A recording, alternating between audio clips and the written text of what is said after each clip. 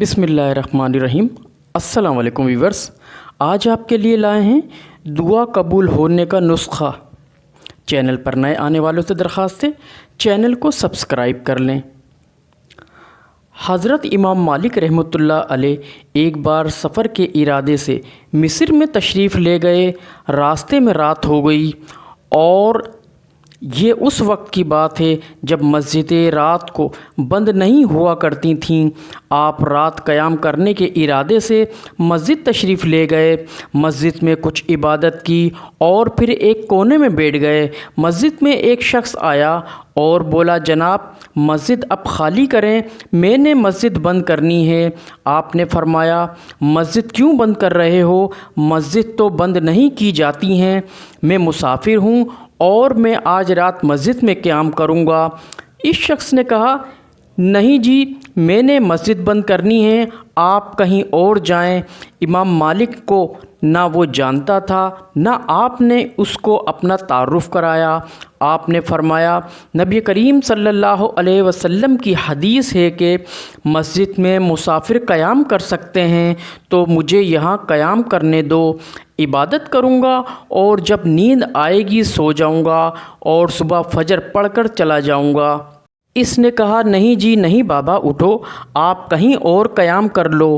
امام مالک رحمۃ اللہ علیہ اٹھے اور آہستہ آہستہ چلنے لگے، کیونکہ آپ بہت زیادہ ضعیف تھے۔ اس شخص نے آپ کی پیٹھ پر ہاتھ رکھا اور کہا، جلدی چلیے۔ آپ مسجد کے دروازے سے گرتے گرتے بچے۔ مسجد کے سامنے ایک روٹی فروش کی دکان تھی، وہ یہ منظر دیکھ رہا تھا۔ وہ اپنی دکان سے آیا اور بولا، تھوڑی سی شرم کرو بھائی، یہ تمہارے والد صاحب کی عمر سے بڑے ہیں اور انہیں اس مسجد میں قیام کرنے دو، اس میں حرج ہی کیا ہے؟ اس نے کہا، اگر تمہیں اتنی ہمدردی ہے تو انہیں اپنے گھر لے جاؤ اور مہمان بنا لو، میں نے مسجد بند کرنی ہے۔ روٹی فروش نے عرض کیا، حضرت آپ میرے گھر تشریف لے چلیں اور میرے گھر قیام فرما لیں۔ اس کی دعوت پر آپ اس کے گھر تشریف لے گئے۔ اس شخص نے آپ کو کھانا کھلایا اور اس کے بعد آپ کو آرام کرنے کے لیے جگہ دی اور وہ خود کمرے سے باہر چلا گیا۔ رات کو امام مالک رحمۃ اللہ علیہ تہجد کی نماز کے لیے اٹھے۔ وضو کی غرض سے جب کمرے سے باہر نکلے تو آپ کو آواز آئی، کوئی شخص گڑ گڑا کر دعا کر رہا ہے۔ آپ نے دیکھا تو یہ وہی روٹی فروش تھا جو گڑ گڑا کر دعا کر رہا تھا۔ امام مالک رحمۃ اللہ علیہ فرماتے ہیں کہ میں نے اس انداز سے دعا کرتے کسی کو نہیں دیکھا۔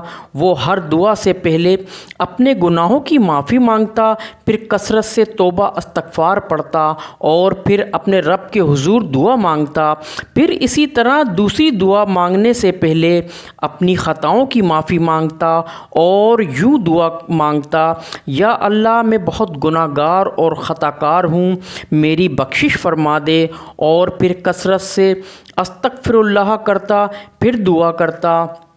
امام مالک رحمۃ اللہ علیہ نے اس روٹی فروش سے کہا، اس انداز سے تمہیں کس نے دعا کرنا سکھایا؟ روٹی فروش نے کہا کہ اس انداز سے دعا کرنے کا خیال اللہ تعالیٰ نے میرے دل میں ڈالا اور میں اسی انداز سے دعا کرنے لگا، اور جب اس کی برکتیں نظر آئیں تو میں پابندی سے کرنے لگا۔ اس کی برکت سے اللہ تعالیٰ میری ہر دعا قبول فرماتا ہے۔ امام مالک رحمۃ اللہ علیہ نے پوچھا، کیا کوئی ایسی بھی دعا ہے جو قبول نہیں ہوئی ہے؟ روٹی فروش نے کہا، جی میری ایک دعا ہے جو ابھی تک قبول نہیں ہوئی ہے اور اس کے آثار بھی نظر نہیں آئے۔ آپ نے فرمایا، وہ کون سی دعا ہے؟ اس نے عرض کیا، وہ یہ ہے، میں امام مالک رحمۃ اللہ علیہ سے بہت محبت اور عقیدت رکھتا ہوں، جو کہ بغداد میں تشریف فرما ہیں اور بغداد بہت دور ہے۔ میں نے اپنے رب سے دعا کی، یا اللہ مجھے امام مالک کی زیارت کرا دے اور ان کی خدمت کرنا نصیب فرما۔ امام مالک نے فرمایا، اللہ تعالیٰ نے یہ بھی دعا تیری قبول فرما لی ہے اور یہ تیری دعا کا ہی اثر ہے کہ مجھے مسجد میں قیام نہیں کرنے دیا، میں ہی امام مالک ہوں۔ اس پر اس نے اللہ کا شکر ادا کیا۔ امام مالک رحمۃ اللہ علیہ فرماتے ہیں، اس کے بعد میں نے بھی اس طرح دعا کرنا شروع کر دی تو میری بھی ہر دعا قبول ہونے لگی۔